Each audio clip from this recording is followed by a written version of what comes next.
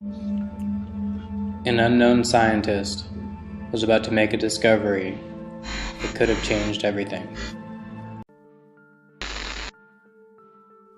His name was Winifred Otto Schumann. On the day in question, he was teaching his students about the physics of electricity, how a sphere within a sphere can create electrical tension, and subsequently, a frequency. Schumann's class had struggled to understand the subject, so to make it easier, the professor instructed them to imagine the Earth as one sphere and the ionosphere as another. He then asked them to calculate the tension that would exist in between. Having no idea himself, Schumann also began to calculate. Eventually, he arrived at a frequency of approximately 10 Hertz. As incredible as it seemed to Schumann, our planet had a pulse, a measurable frequency that surrounded life on Earth. Although the professor was proud of his find, he didn't see it as a hugely significant one, especially as it was only published in a small science journal, confined to the back pages, under the heading of Schumann resonance. It would take several years, and an incredible twist of fate, before the professor would begin to realize the true importance of Schumann resonance. That twist of fate had begun 30 years earlier, with another German scientist by the name of Hans Berger.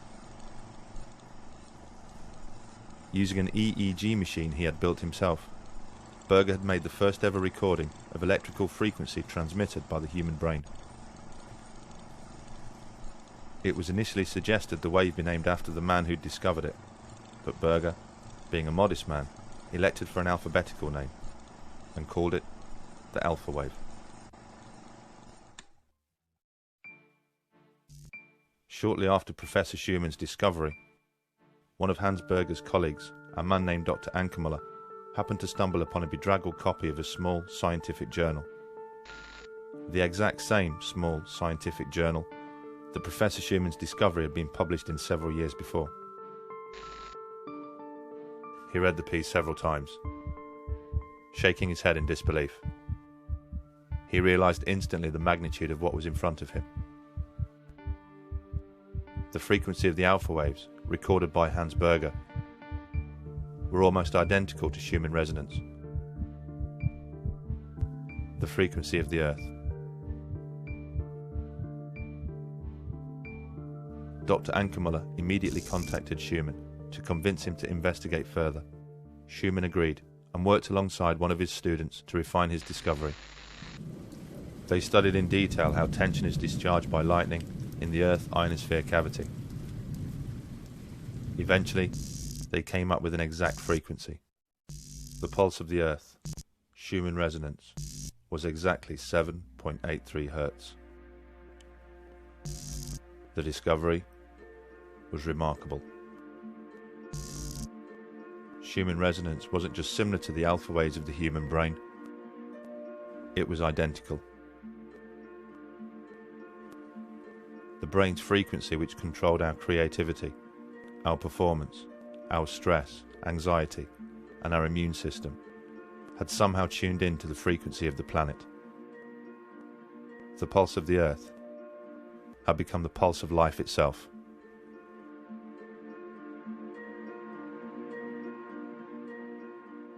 The frequency of a wave is measured in hertz.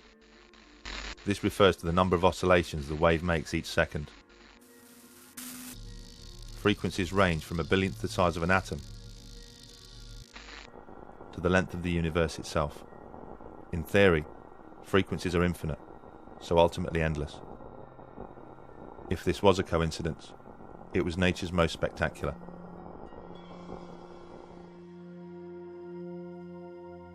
So what did all this mean?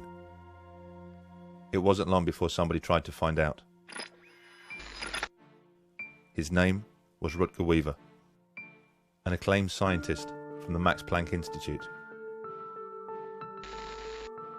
In the early 1960s, the professor constructed an underground bunker in order to examine the circadian rhythms of man. The circadian rhythm is the day-night cycle that is engraved into all life.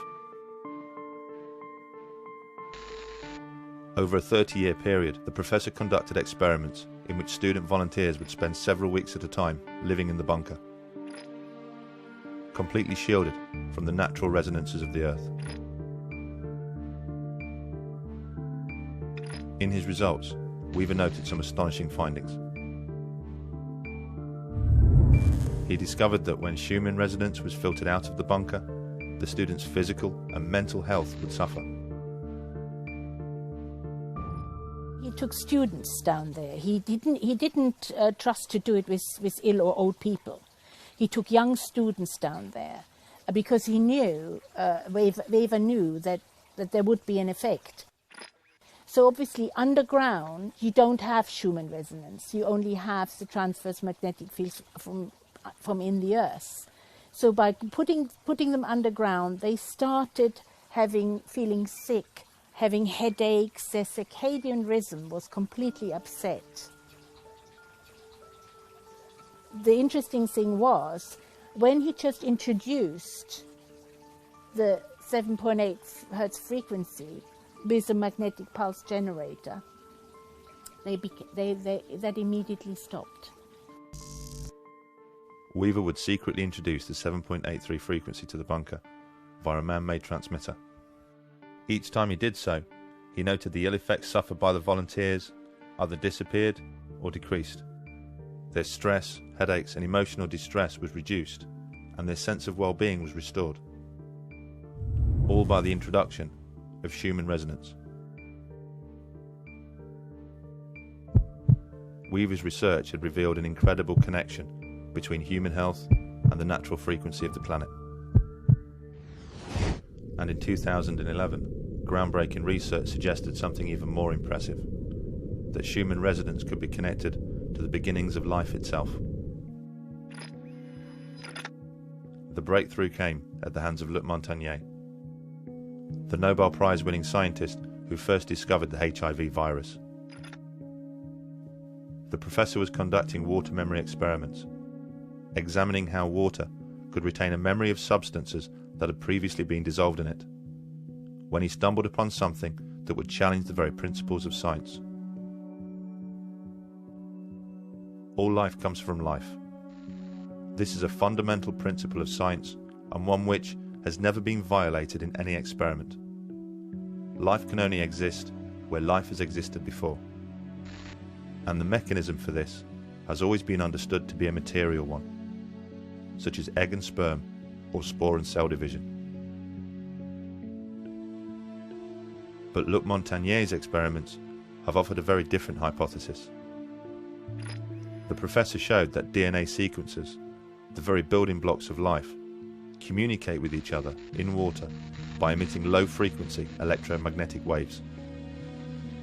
Even when the DNA was kept in separate test tubes, the professor still recorded electromagnetic communication between them. How sophisticated could this communication be? Well, Luc Montagnier showed they are able to organize nucleotides, the ingredients which actually make up DNA, into brand new DNA. Science has combined these ingredients countless times before, but in no experiment have they ever been able to recreate the spark of life and transform nucleotides into actual DNA, not without DNA already being present. Life, after all, can only exist where life has existed before. But in Luc Montagnier's experiments, the DNA had been completely filtered from the water. Yet new DNA was still formed. Just how was this possible? How had Luc Montagnier managed to achieve what no other scientist could, and create life where no life was present? What was so different about Luc Montagnier's experiments? There was the presence of a frequency which, when removed, would cause the experiments to fail, but when present, would ensure that they would succeed. That frequency was 7.83 Hz. Schumann resonance.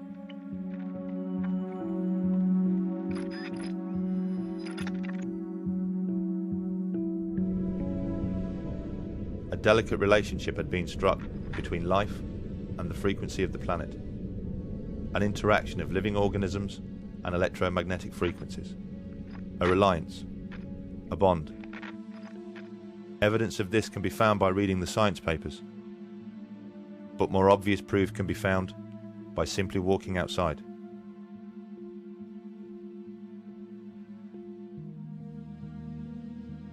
How did all this happen? Well, when you look at the history of the Earth, it seems pretty obvious. Schumann waves have been part of this planet since the very beginning. Life evolved surrounded by them, and inevitably tuned in. In fact, our sensitivity to frequency became deeply connected to our ability to sense another of the planet's phenomena.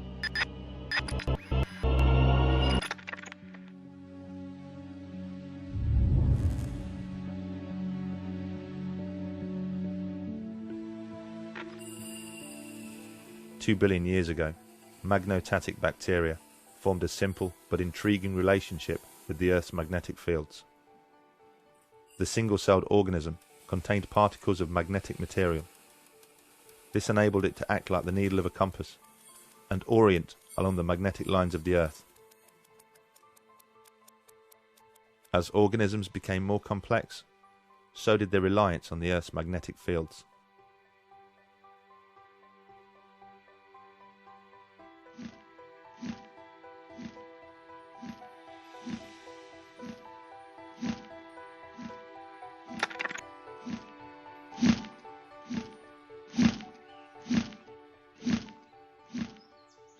We do know that bees are sensitive to magnetic fields. We know that within their bodies they contain particles of magnetite, and laboratory studies have shown that they are indeed sensitive to magnetic fields, and you can demonstrate in the laboratory that if you artificially create a magnetic field, you can control the way that they build their comb, and it seems logical that bees are using magnetic fields in navigation.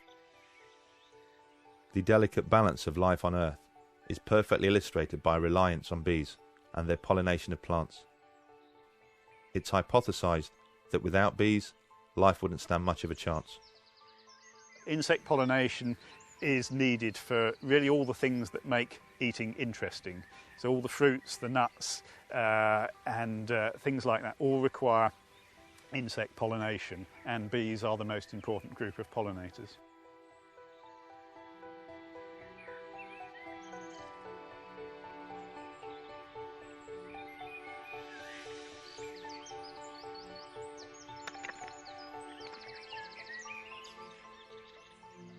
If the bees weren't here, If the bees, we'd have a very boring diet. yes, we would have a very thin existence. I think that's the point without bees. And of course, as well as the food that we need to eat, they're pollinating wild plants as well. And in many cases, we don't know details about the pollination of wild plants, but we can be sure that without bees to pollinate them, many of our wild plants would disappear.